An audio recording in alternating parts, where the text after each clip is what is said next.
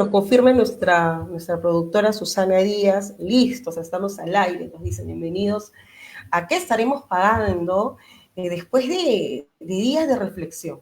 Después de días de descanso también, de unión familiar, para muchos en realidad que han tenido la oportunidad de reunirse con su familia, darse un pequeño descanso, paseo, que siempre por supuesto hace bien e incrementa por supuesto la economía.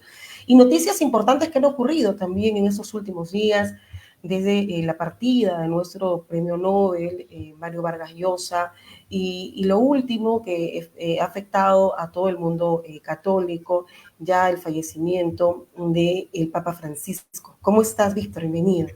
¿Qué tal, Gisela? ¿Qué tal a todos los seguidores de qué estaremos pagando en nuestra página de Facebook y en diversas plataformas en las que nos pueden ver? Efectivamente, el día de ayer lunes amanecimos con la noticia del deceso del Papa Francisco, el antiguo cardenal Jorge Mario Bergoglio, argentino, primer pontífice latinoamericano, y que sin duda alguna ha sido una pérdida muy lamentada por mucha gente de diversos sectores, no solamente católicos, no también algunos sectores protestantes, algunos no creyentes, de diversos bandos políticos, incluso presidentes del mundo. Creo que ha dejado un legado importante en comparación con otros papas. Se ha preocupado por temas que quizás la Iglesia durante muchos años no se ha querido preocupar, y creo que ha dejado un legado muy importante, no solamente para los fieles católicos, creyentes, cristianos y para toda la cristiandad en general, sino también para toda la humanidad en tiempos realmente convulsos que vivimos en el mundo, en medio de guerras, en medio de crisis económicas, de una vida post-pandemia, que sin duda alguna va a hacer falta un guía, no solamente espiritual, sino un guía global, como lo era Francisco. Que Así que aglutina en realidad muchos sectores, ¿no? Como lo mencionas, Víctor, que difícilmente hemos encontrado o hemos tenido un papa así, ¿no? Se criticaba a sus antecesores por cierta polarización con ciertos sectores o ciertos líderes políticos también, que eso definitivamente generaba muchas críticas. En el caso de el Papa Francisco, era un hombre muy sencillo, y también sus exequias así lo demuestran. No ha querido tampoco, nunca ha querido rodearse de lujo, del poder.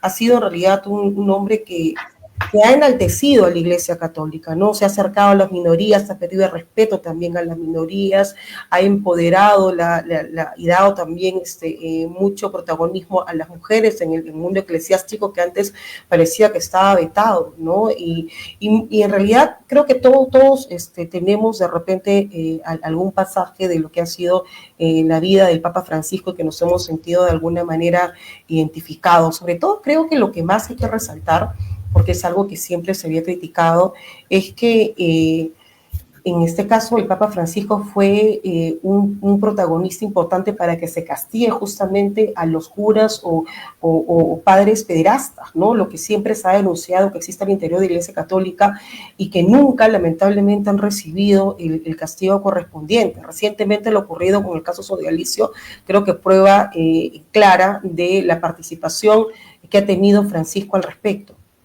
sí, totalmente. Creo que en el caso de la relación del Papa con el Perú, el hecho del tema del sodalicio es, sin duda alguna, un aspecto muy importante. La disolución de este movimiento dentro de la Iglesia Católica, que lamentablemente incurrió en abusos de carácter sexual contra menores, niños, contra adolescentes.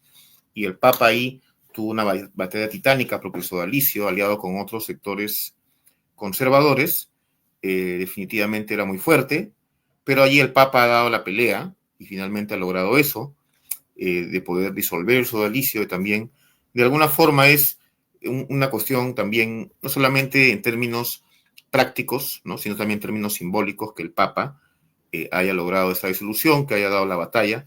Hay que recordar también su visita al Perú. El Papa Francisco vino al Perú en una oportunidad en el año 2018, estuvo en Madre de Dios, también estuvo en Trujillo y también estuvo en Lima. En esa época el presidente era Pedro Pablo Kuczynski, lo recibió en Lima, ¿no? Y Papa ahí enfatizó más su discurso sobre medio ambiente, ¿no?, el cuidado del ambiente, el cuidado de la Amazonía, de los pueblos indígenas. y ha ratificado algunos discursos que parecían estar en el olvido, ¿no? El tema de los imperialismos, el tema de Latinoamérica, hablar de San Martín, hoy como argentino, hablaba de San Martín como un líder importante, pero también de Bolívar, ¿no? Reconociendo ese legado, y siempre estuvo atento a lo que pasaba en el mundo, ¿no? Ejemplo, tenemos el caso de lo que pasaba en Palestina, en Gaza específicamente, y todo este tema de los abusos que cometía y que sigue cometiendo todavía el Estado de Israel, siempre preocupado por la problemática de los migrantes, ¿no? Más allá de las políticas, ¿cómo les puedo decir?, de cada Estado, pedía siempre respeto y conmiseración con aquellos que son migrantes, ¿no?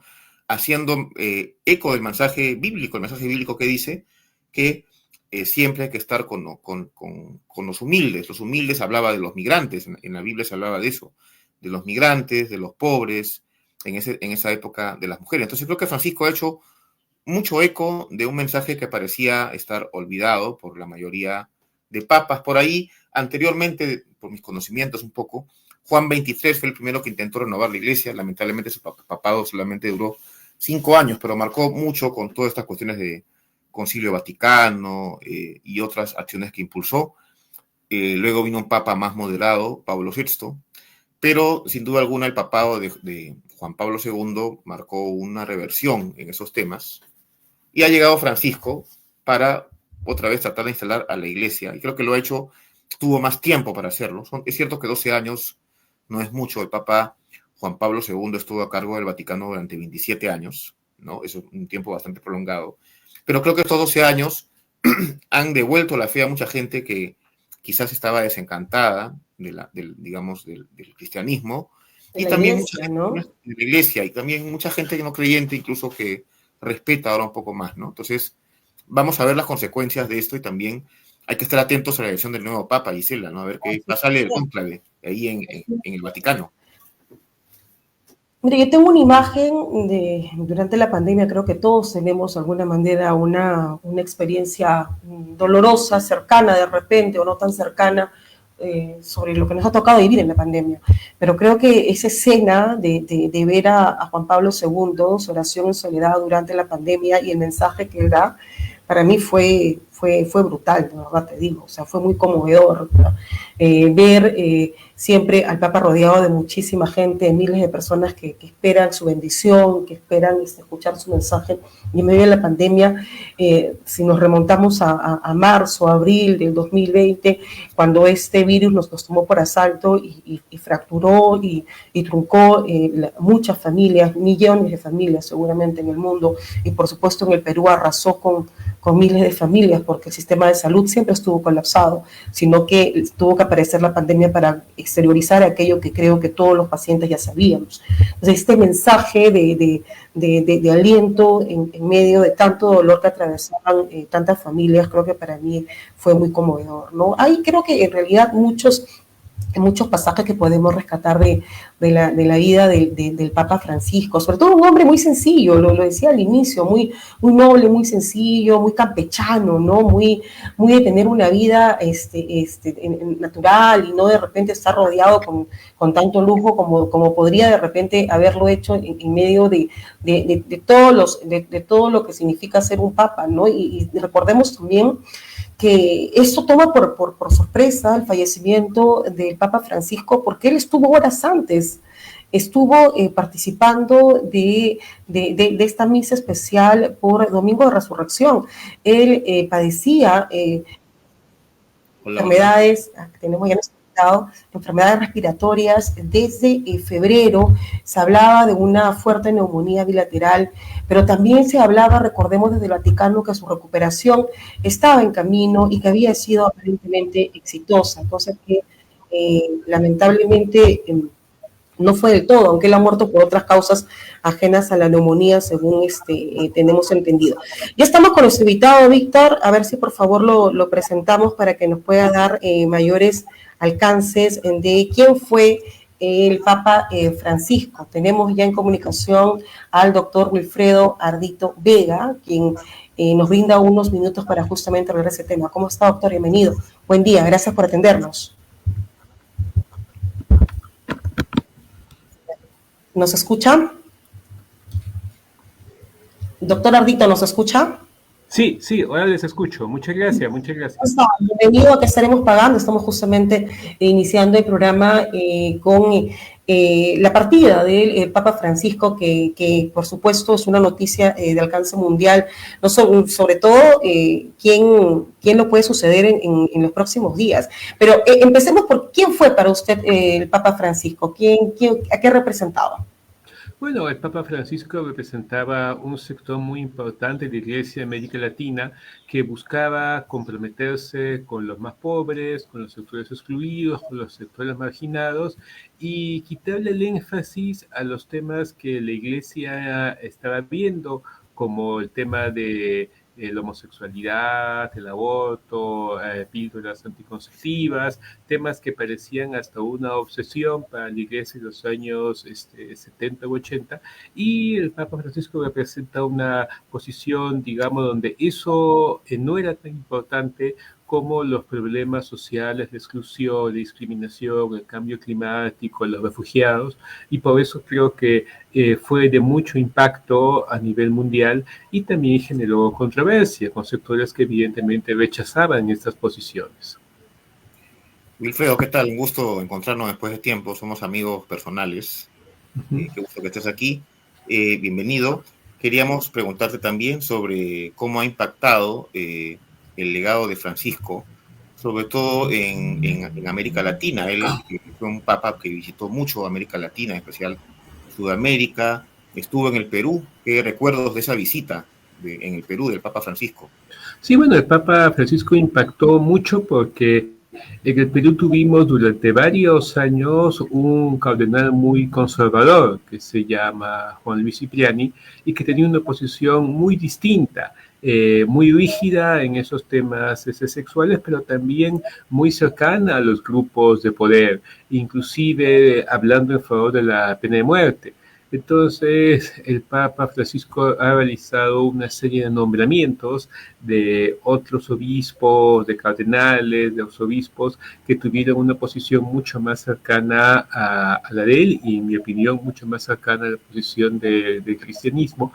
Y de esta manera se generó una forma muy importante en la forma como la Iglesia Católica ha tenido la presencia. O sea, la Iglesia ya tenía una presencia así en los años 60 y 70, cuando Juan Pablo II, preocupado por la teología de liberación, hace nombramientos a sectores conservadores, pero eso felizmente ya con Francisco se corrige, se regresa a una iglesia más comprometida con los problemas sociales. Por eso sí, efectivamente tuvo mucho impacto el Papa en América Latina, y en la visita que él hizo al Perú, efectivamente también estuvo enfatizando esos problemas. De hecho, muchos de los documentos que el Papa escribía eran sobre el cambio climático y la Amazonía, y él por eso pidió ir a Puerto Maldonado y allí estaba en contacto con la población indígena y ver problemas como la contaminación, la explotación y la trata de personas. También ha sido un papa que ha generado ciertas reacciones adversas en algunos líderes políticos. El Perú, por ejemplo, no es ajeno, ¿no? Acá teníamos ciertos sectores de la política, ciertos partidos de derecha, ultraderecha, que no comulgaban para nada con las iniciativas que venían desde el Vaticano y lo que representaba el Papa Francisco. De hecho, lo llegaban a tildar hasta de Papa comunista, hasta de Papa rojo, ¿no? Y no solamente Perú, ¿no? Eso también recordemos que en Argentina el presidente Milei, cuando era candidato, se refería de manera bastante dura hacia la figura de Francisco.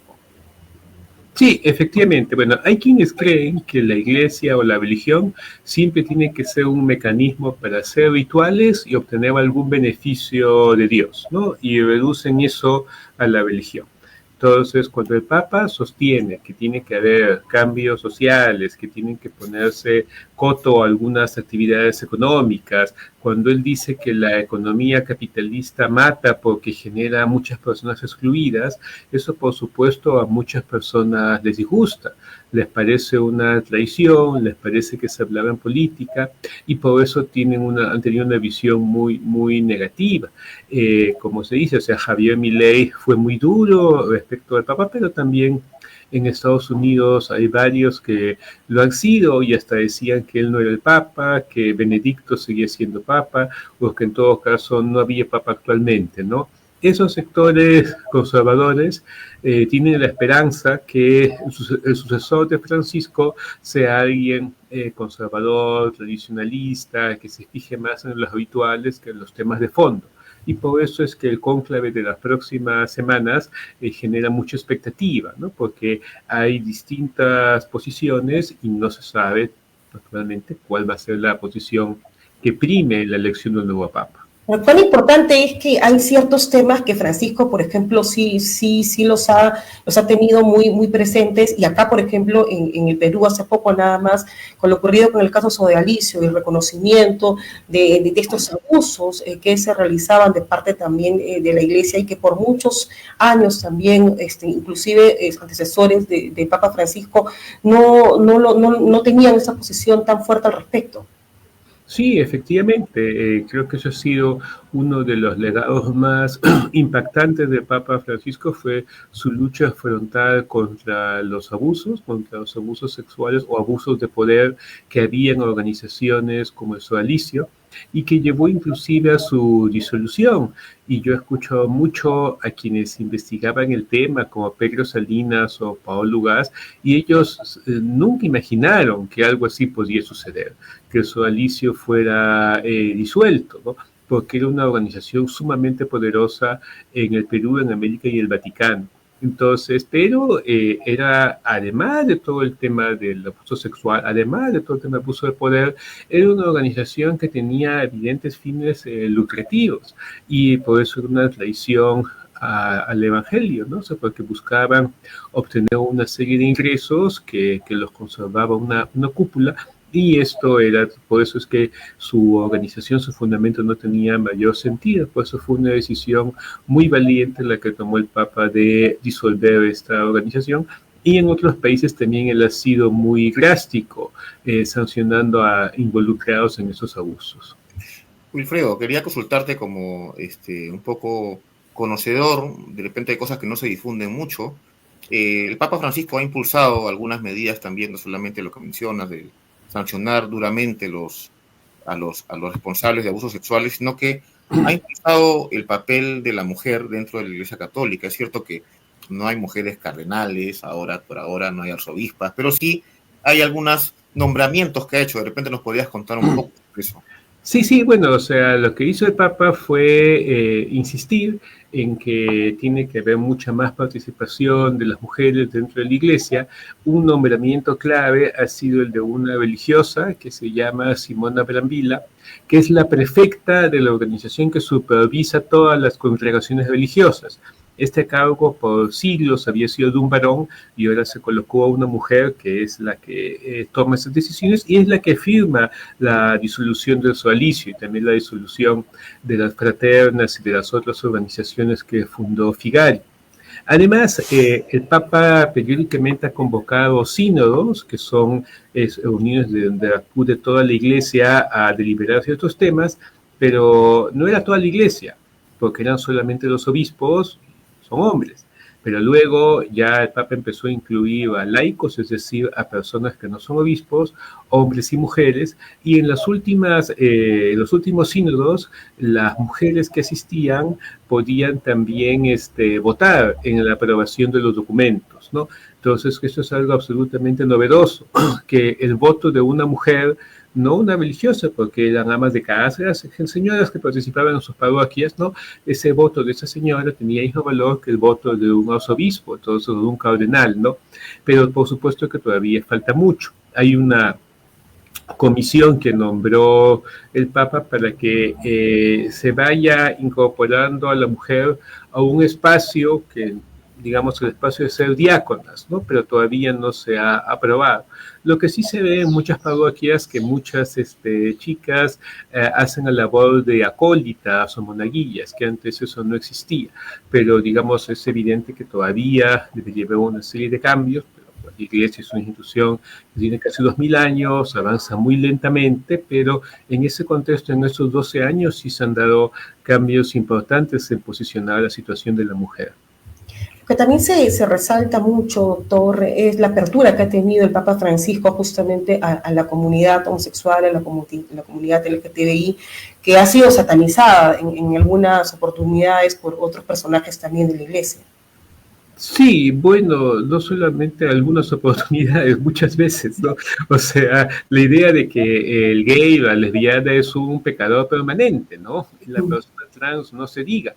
Es una idea que tienen muchas religiones cristianas y de hecho así está en la Biblia. O sea, el Antiguo Testamento dice eso, ¿no? Entonces, le cuesta mucho a muchas personas creyentes aceptar que simplemente las personas son así, que eso no es un pecado. Entonces el Papa da una serie de avances, ¿no? Desde que dijo, él no es nadie para juzgar a esta persona, desde una cercanía con amigos que él tiene que son gays, con personas trans, y lo último, hace 2 años que ya está autorizado que la iglesia bendiga a personas gays que están en una unión homosexual, ¿no? Entonces, no es un matrimonio, no es un sacramento, pero es una bendición y de hecho eso se ha dado en muchos lugares, ¿no? Y es un ejemplo de cómo hay situaciones que para quizás muchos de nosotros nos parecen normales, porque conocemos parejas gays y nos parece muy bien que reciban una bendición, pero para otros sectores de la iglesia eso es como bendecir pecadores, ¿no? Y eso es algo terrible, y cómo el Papa va a aceptar esto o va a promover esto, y por eso es que hay esos elementos donde genera ese tipo de políticos también, ¿no? Porque aquí en Perú, por ejemplo, eso lo ven con horror, ¿no? Con espanto, algunos sectores de la política, ¿no? Sí, porque en el Perú, como en otros países, hay quienes usan el tema religioso, especialmente los sectores conservadores, ¿no?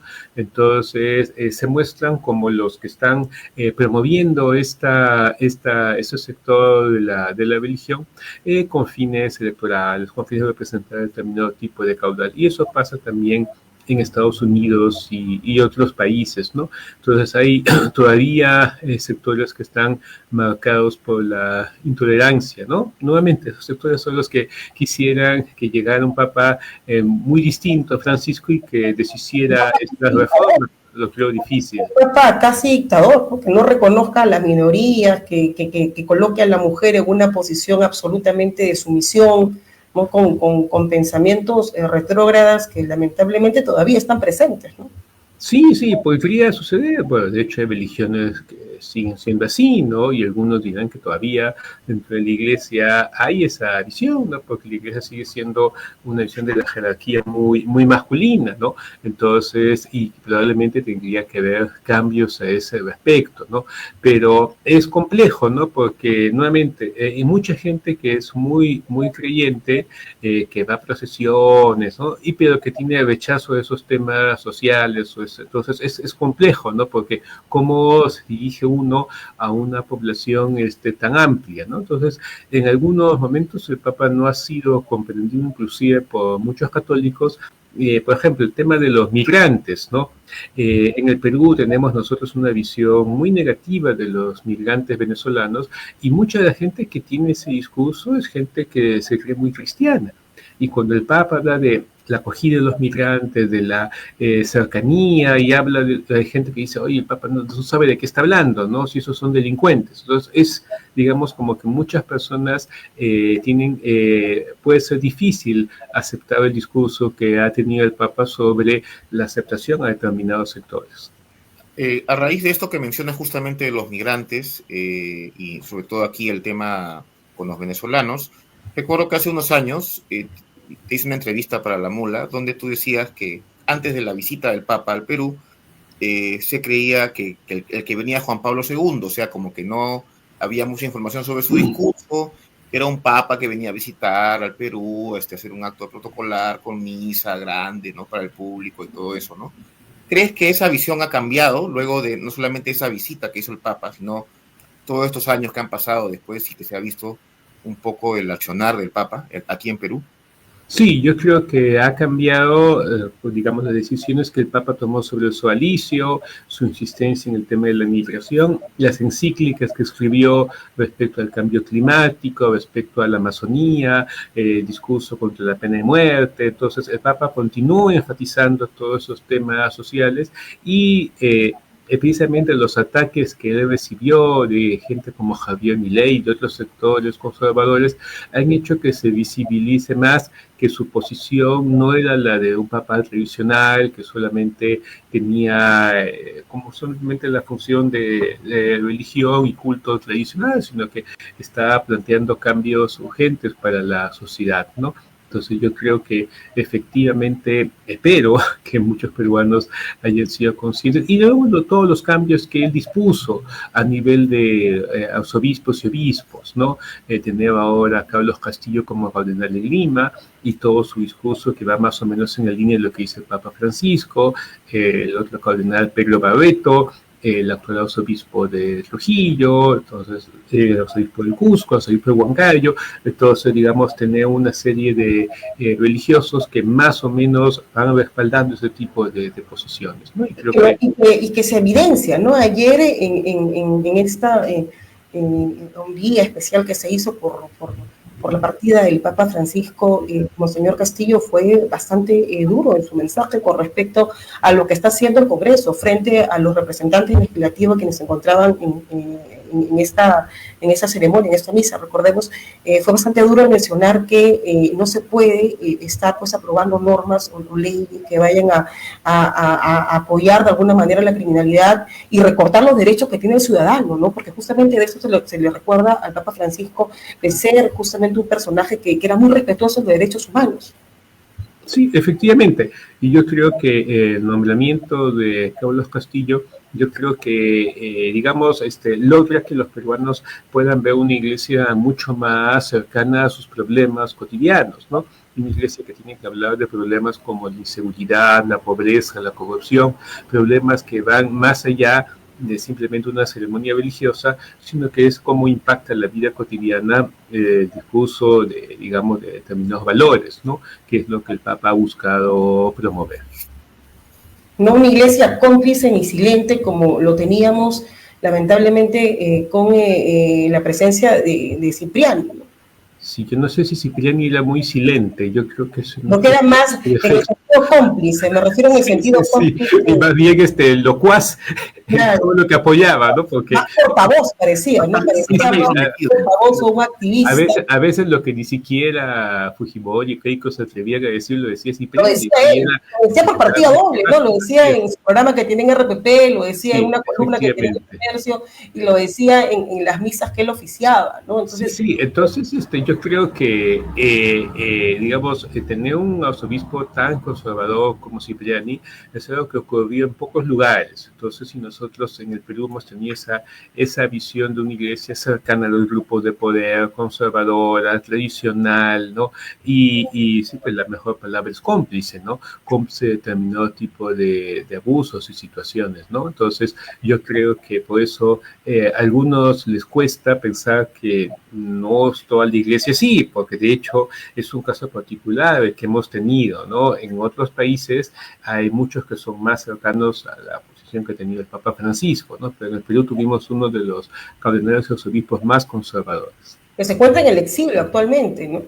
Sí, sí, sí. Que no sabíamos hasta hace poco, ¿no? Que no lo veíamos, que nos llamaba la atención que Cipriani, qué raro que no esté en su programa, qué raro que no esté pues en los medios de comunicación, qué raro que no esté satanizando todo aquello que de repente es cierto, la protesta social sobre todo se hacía presente en las calles, y era porque estaba en un exilio por un caso bastante delicado también de abuso, uno de los tantos casos que lamentablemente ha ocultado siempre la iglesia, ¿no? Sí, pero yo creo que además de esta situación, Cipriani ya había perdido mucho poder, ¿no?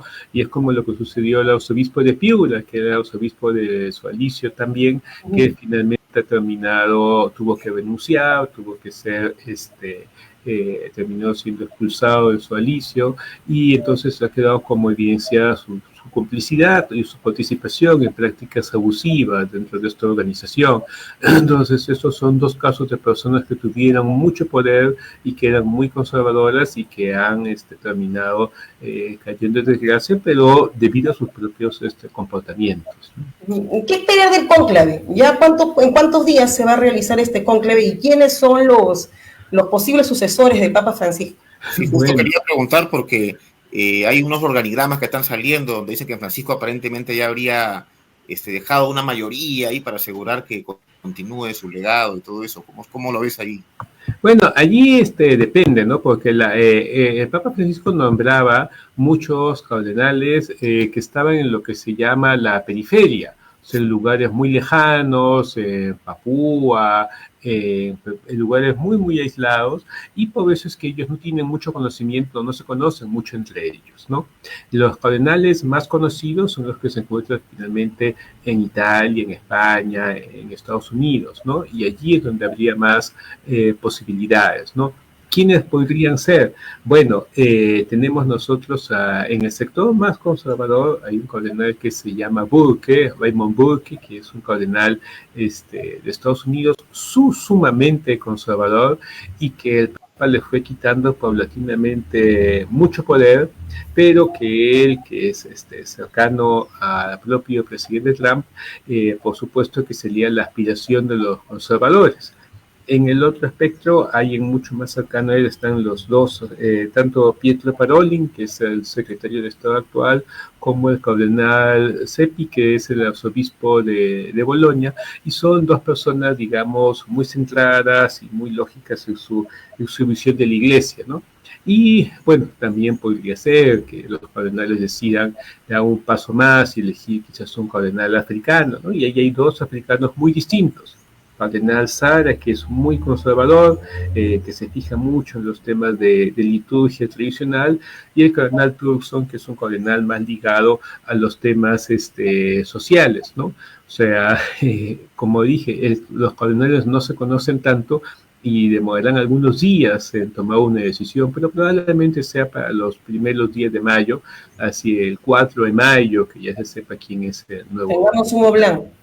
Así es, que aparezca el humo blanco. Bien, muchas gracias, doctor. Ha sido usted muy gentil.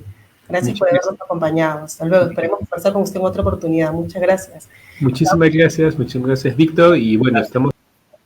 Gracias. Sí. Estábamos conversando con el doctor Wilfredo Ardito Vega sobre qué se espera en los próximos días, ¿no? ¿Qué se espera en este cónclave? Porque ahorita se están, ya en breve se van a desarrollar las exequias del Papa Francisco, tal como él también ha dejado ya todo bien organizado con respecto a este tema. Pero ¿quién va a ser su sucesor? ¿No? Porque eso también está ligado, que quieran o no, con el tema político, porque muchos políticos evidentemente van a querer que quien sea el sucesor de Francisco pues tenga más talante conservador, ¿no? Más que de abierto a ciertos sectores que por mucho tiempo han estado desprotegidos, o que un papa que pueda hablar abiertamente de temas que afectan, por supuesto, a nosotros, a los católicos o no, en realidad todos, pero que otros han preferido callar, ¿no? Entonces, vamos a estar muy atentos a eso, Víctor, porque aquí, por ejemplo, en la política peruana está de alguna manera muy ligada con el tema religioso. De hecho, muchos quisieran que rija más la Biblia que la propia Constitución. Para algunos congresistas, sobre todo de Renovación Popular, les gustaría más que se castigue o que la gente se rija más por lo que dice la Biblia que por lo que manda la propia Constitución, ¿no? Y algunas cosas que salen desde el Congreso que a veces uno dice, wow, o sea, ¿en qué mundo estamos viviendo, no? Algunos pastores, ¿no? Pastoras también que creen que estamos en una especie de dictadura y que no estamos en un país que es laico, ¿no? Y que es libre, que los ciudadanos somos libres de profesar la relación que queramos. Así es, Gisela. Yo creo que hay una cosa muy importante que estaba diciendo Wilfredo, que es además un abogado, escritor, pero también un conocedor de todo el tema de la Iglesia y el Vaticano y de cómo se mueven un poco los hilos del poder.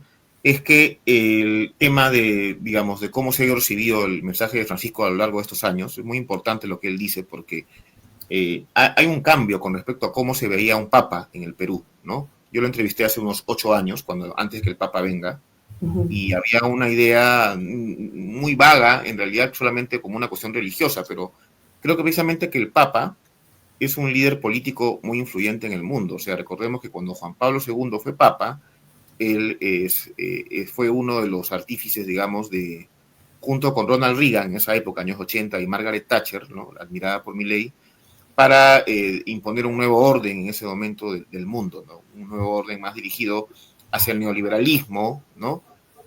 Hacia el libre mercado exacerbado, ¿no es cierto? ¿No?